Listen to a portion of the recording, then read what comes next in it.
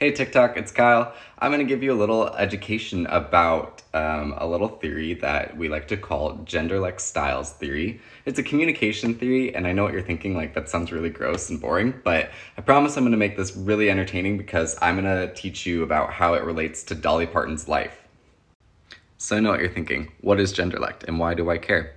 Well, Genderlect is the distinct difference between two cultural dialects, and in this sense, we're talking about masculine and feminine style. And the theory is based out of the feminist movement, but it's also often seen not as feminist, almost anti-feminist. Charles Kramer, I don't know if I said that right, he based this theory off of how gender patterns marginalize women's position compared to men. And I'm already out of time, so come back for part 2 and I'll explain more of the history of this theory. Hey TikTok, welcome to part 2 about Genderlect styles. With part 1, I just finished explaining how Kramer emerged as the founder of Genderlect styles theory, and that was in 1974. So now going into 1975, we get into Robin Lakoff. So Lakoff was the one that actually coined the term women's language. And in her studies, she discovered the differences in vocabulary between men and women and used those findings to categorize the way that women speak. With that research, Luann Bresendine then conducted her own research about the differences between men and women speak. She found that while women spoke 20,000 words a day on average, men only spoke 7,000! And this is where we get into what we call report talk versus rapport talk. And I'm going to get into that in part 3, so make sure you tune in for that. Hey TikTok, me again. I know we're on part 3 and I haven't talked about Dolly Parton, but I'm getting there, I swear. I dare you to cram this much information into 1 minute. Okay, so report versus rapport talk. Report talk is the style of language that men typically use, which is commanding attention and winning arguments. And then we have rapport talk, which is the style of language that women typically use, which is the language that seeks to make connection. So adding that there's these two different speech communities between men and women, Louise Cherry Wilkinson adds to this research. And in a free play session where women are playing with their children, they found that the mothers of girls talked more and asked more questions and used longer sentences, while the mothers of boys were more likely to give directives, like short sentences. All right, I'm out of time again, so in my next TikTok, I'm going to talk about Deborah Tannen. Stay tuned. Here we go, part 4 about Genderlect styles theory. So, in 1990, in her book, You Just Don't Understand, Deborah Tannen now adds to the Genderlect styles theory. She suggests that women stress connection and intimacy, while men stress status and independence. Lakoff's approach to Genderlect was saying that women needed to change and evolve their communication, while Deborah Tannen is now saying that there's differences in communication between men and women that needed to be identified so that the communication could improve between the two. So then in her book, Different Voice, Carol Gilligan then says that a social group maintains dominance by stifling the communication of those outside of the dominant group. That's very related to the muted group theory, but I'm not getting into that, no. Bringing all of this together, Genderlect is focused on the differences in linguistic styles in the different genders. Part 5, Dolly Parton! Hey TikTok, welcome to part 5. We're gonna finally start talking about Dolly Parton. So jumping into the link between communication and leadership in Dolly Parton, she is a true singer-songwriter, businesswoman extraordinaire.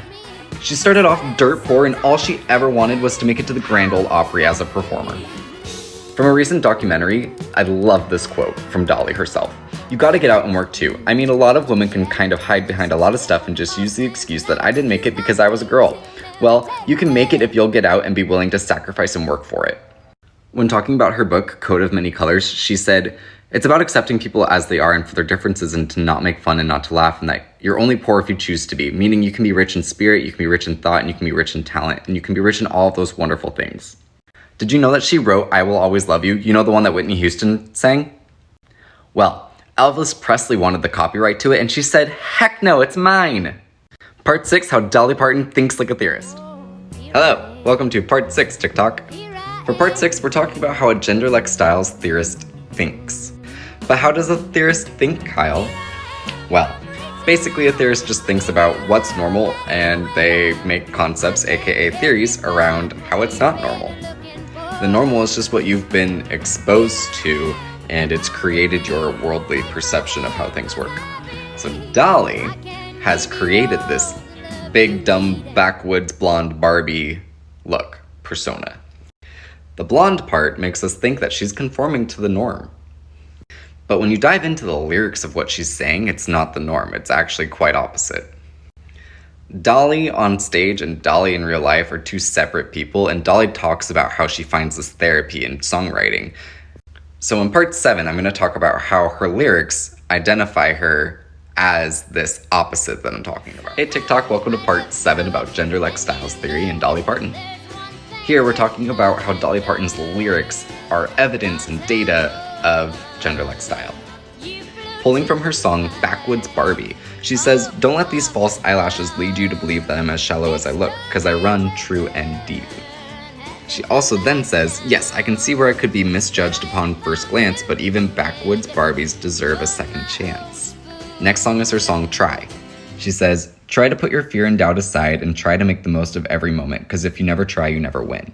My favorite, "Just because I'm a woman.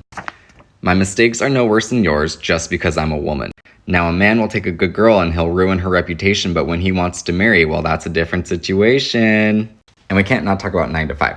Working 9 to 5, what a way to make a living, barely getting by, it's all taking and no giving. All of these, she's talking about men's dominance. Part 8, limitations and summing it all together. Hey, TikTok, we did it. We finally made it to part 8. So there's limitations to every communication theory out there. And with Genderlect, the biggest thing is that, not all women seek that rapport talk over the report talk.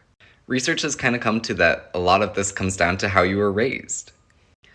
Adrian Kunkel and Brant Burleson also claim that both sexes put a high value on comforting communication, claiming that both sexes view comforting skills as important in the context of various personal relationships.